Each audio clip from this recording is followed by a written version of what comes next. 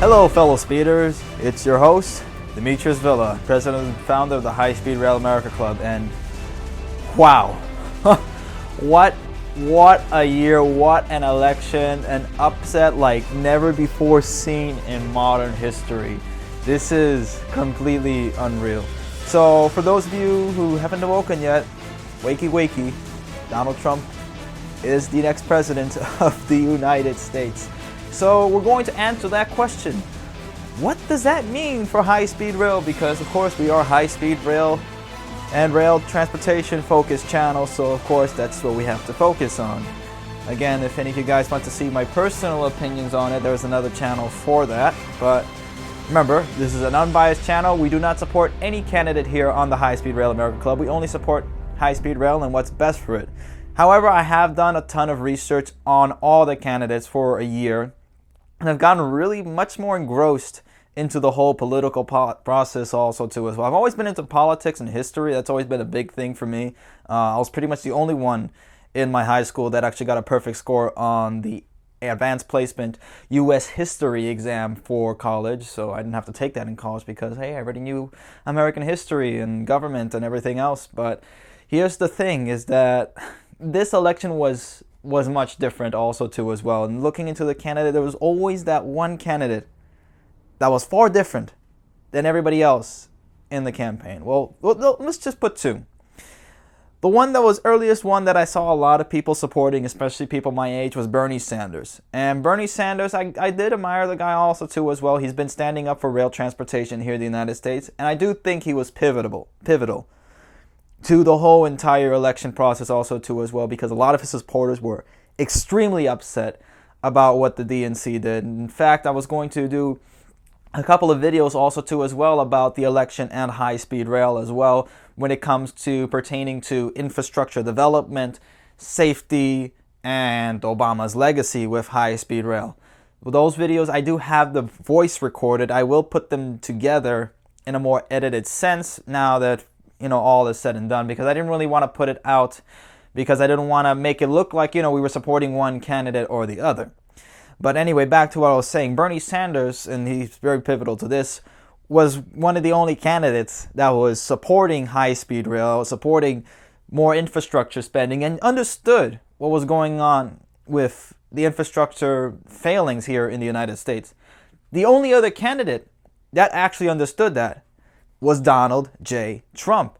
And well, I've known, not personally, but I've always followed him since I was a kid, since I always watched The Apprentice. In fact, he was a big inspiration to me.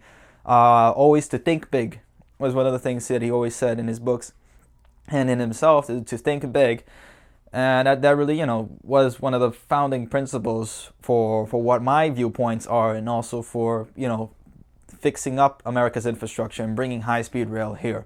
So when he's been saying over and over again, since not even we're not talking about just this year, we're not talking about just back in 2012, we're talking about the 1980s that he's been saying to fix up infrastructure. And in fact, one of his first projects, when he was doing the Commodore Hotel by Grand Central Terminal, he did in fact actually revitalize the Grand Central Terminal and actually how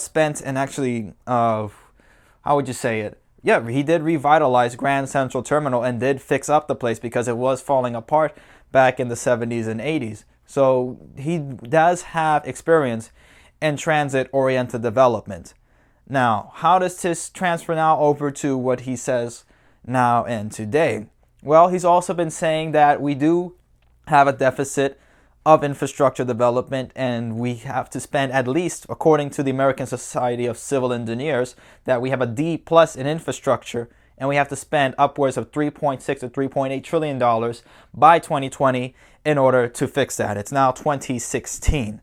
So can we spend that much now, or what do we have to do? He's also said himself, as we said in our other video also too as well, about the Donald Trump hypothetical train wall.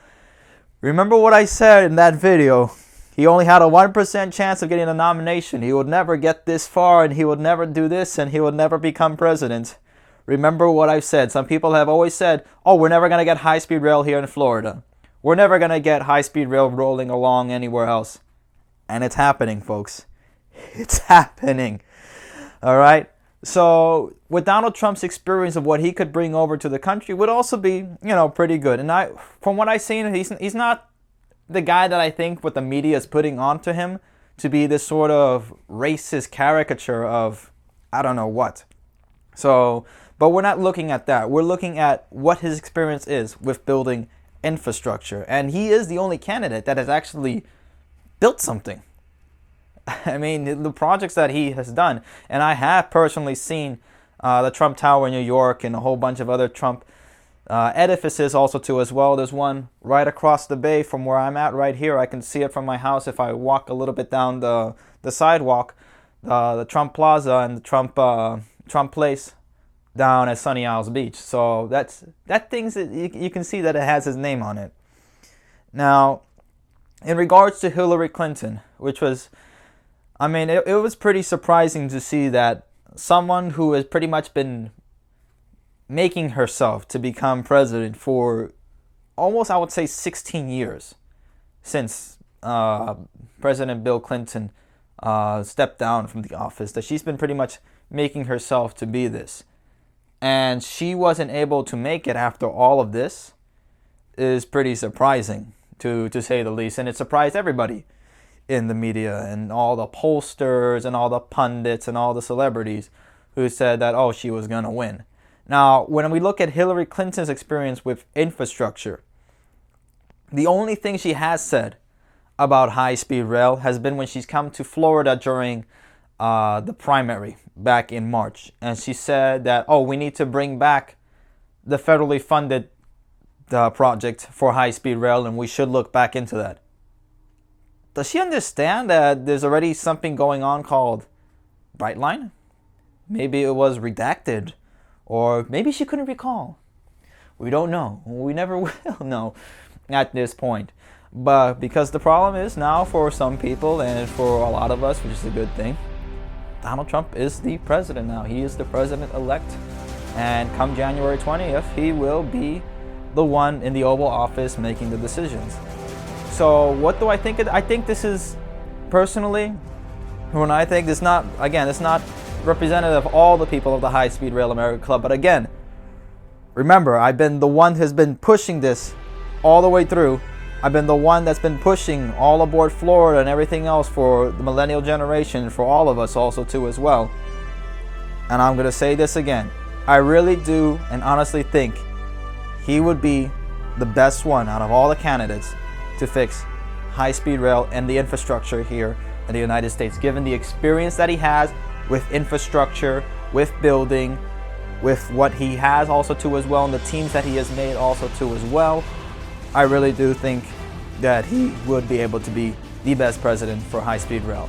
But again, we do want to take your comments also into consideration as well. So if you do have a comment, please leave it here in the description below also too as well. We have our Facebook group that you can also join in, our Twitter page, and also please also join our Patreon group. Also pitch into that as well, because again, we're not we're sort of a self-funding group right now, and we want to continue producing videos. We want to also continue getting and contacting with other rail companies also too in the United States, and other transportation companies as well, to be able to make high-speed rail a reality for everyone here in the United States, and we mean everyone.